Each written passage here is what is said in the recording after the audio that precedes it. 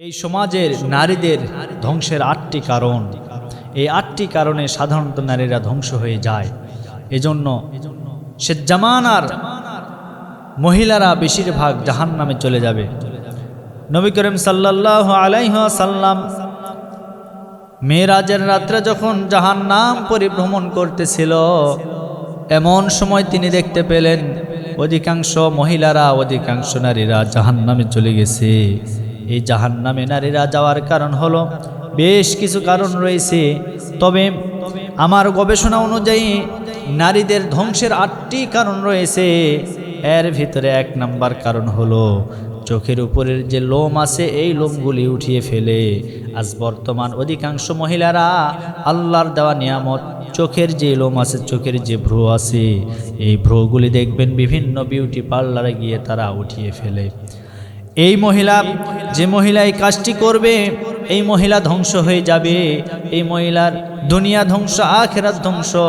দুনিয়াতে সে কোনোদিন শান্তি পাবে না, আল্লাহর আখিরাতেও সে কোনোদিন শান্তি পেতে পারে না। তাহলে ১ নম্বরে চোখের লোম যারা উঠাবে এরা কখনো ভালো হতে পারে না, এদের জীবন এরা নিজেরাই ধ্বংস করে ফেলল। ২ নম্বরে তারা নারী হয়েও দেখবেন পুরুষের ভেষ ধরে। সমাজের এমন কিছু নারী আছে যারা দেখবেন মাথার চুলগুলি কেটে পুরুষের মতো রাখে, এমনকি তারা জিন্সের প্যান্ট পরে, শার্ট পরে, টি শার্ট পরে, গেঞ্জি পরে, এগুলি পুরুষের পোশাক। আর এই পুরুষের পোশাক যে সমস্ত নারীরা পরিধান করবে, এই সমস্ত নারীরা কোনোদিন সমাজের ভালো কিছু করতে পারবে না। এরা নিজেও ধ্বংস, সমাজকে ধ্বংস করে, পরিবারকে ধ্বংস করে। এদের জীবনে কোনোদিন উন্নতি হবে না। এজন্য পুরুষের ভেষ ধরা যাবে না। তার কারণ হলো বিশ্বনবী মুহাম্মদুর রাসূলুল্লাহ সাল্লাল্লাহু আলাইহি ওয়াসাল্লাম বলেন, শেষ জামানার যতগুলি আলামত রয়েছে তার মধ্যে অন্যতম আলামত হলো শেষ জামানার ভিতরে নারীরা পুরুষের ভেষ ধরবে, পুরুষরা নারীদের ভেষ ধরবে, যেটা বর্তমান সমাজের ভিতরে অনেকাংশে দেখা যাচ্ছে, মিল পাওয়া যাচ্ছে। তাহলে ২ নম্বরে তারা নারী হয়েও পুরুষের ভেষ ধরবে। ৩ নম্বরে যে সমস্ত নারী সুগন্ধি মেখে বের হয় এবং অন্য পুরুষের দিকে, তারা অন্য পুরুষকে নিজের দিকে আকৃষ্ট করতে চায়, এরা কোনোদিন ভালো হতে পারে না, এরা ধ্বংস হয়ে যাবে। ৪ নম্বরে ওইসব নারী যারা শরীরে ট্যাটু আঁকে, দেখবেন বাহিরের যে কৃষ্টি কালচার, ইহুদি, নাসারা, খ্রিস্টান, এদের কৃষ্টি কালচারগুলি আজ মুসলমানদের ভিতরে ঢুকে গেছে। অনেক ইহুদি খ্রিস্টানেরা, যে সমস্ত মেয়েরা আছে তাদের পরনে তো কোনো কাপড় থাকে না, বরং অর্ধ উলঙ্গ হয়ে চলাফেরা করে, এমনকি শরীরের ভিতরে তারা ট্যাটু অঙ্কন করে। আজ মুসলমানদের মেয়েদের ভিতরে এগুলি শুরু হয়ে গেছে। যেই মেয়েরা ট্যাটু অঙ্কন করবে, শরীরে আঁকবে, এরা কোনোদিন ভালো হতে পারে না, এরা নিজেদের জীবনকে ধ্বংসের দিকে এরা নিমজ্জিত করে ফেলেছে। ট্যাটু আঁকা যাবে না। ৫ নম্বরে ওইসব নারী যারা আলগা চুল লাগায়, আল্লাহর যে দেওয়া নিয়ামত, যে চুল আপনাকে যতটুকুন দিয়েছেন আপনি সেটা ব্যবহার করবেন, কিন্তু দেখবেন নতুন করে চুল লাগায়।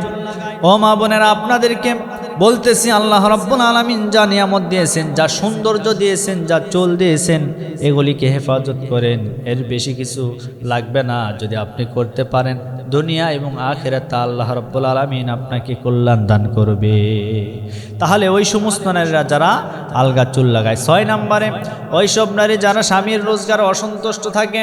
স্বামী রোজগার করে মাসে ১০,০০০, স্ত্রী দেখবেন প্রতি মাসে তার কাপড় চোপড় আনুষঙ্গিক খরচ করতে আরও বেশি লেগে যায়।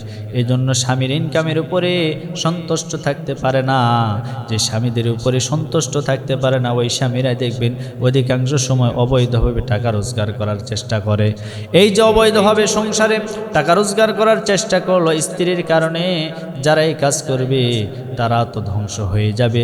দুনিয়াতে তাদের কিছুই থাকবে না, ওই সংসারে কোনোদিন উন্নতি হতে পারে না। এজন্য স্বামীর রোজগারে সন্তুষ্ট থাকতে হবে। ৭ নম্বরে ওইসব নারী যারা না জেনে ধারণা করে অন্যের নামে মিথ্যা অপবাদ দেয়। মিথ্যা অপবাদ, মিথ্যা গীবত, এগুলি দেওয়া যাবে না। বিশেষ করে মহিলা মা বোনদের ভিতরে এগুলি বেশি পাওয়া যায়। ৫ জন ৭ জন মহিলা এক জায়গায় বসলে দেখবেন অন্যের শুধু সমালোচনা, অন্যের গীবত। রব্বুল আলামিন বলেন, কিয়ামত কিয়ামতের ময়দানে যতগুলি অপরাধের কারণে আল্লাহ রাব্বুল আলামিন বান্দা বান্দীদেরকে জাহান্নামে দিবেন, এর ভিতরে অন্যতম অপরাধ হলো অন্যের গীবত করা, অন্যের শিকায়েত করা, মিথ্যা অপবাদ দেওয়া। এরপরে 8 নম্বরে ওই সব নারী যারা অন্যের পিছনে সমালোচনা করে। সমালোচনা করা যাবে না। সমালোচনাকারীদেরকে আল্লাহ কখনো পছন্দ করেন না, আল্লাহ কখনো ভালোবাসেন না, এই জন্য সমালোচনা করা যাবে না। আমার মা বোনেরা, এই 8টি দোষ যদি 8টি যদি অপরাধ আপনার ভিতরে থাকে তাহলে আপনি ধ্বংস হয়ে যাবেন।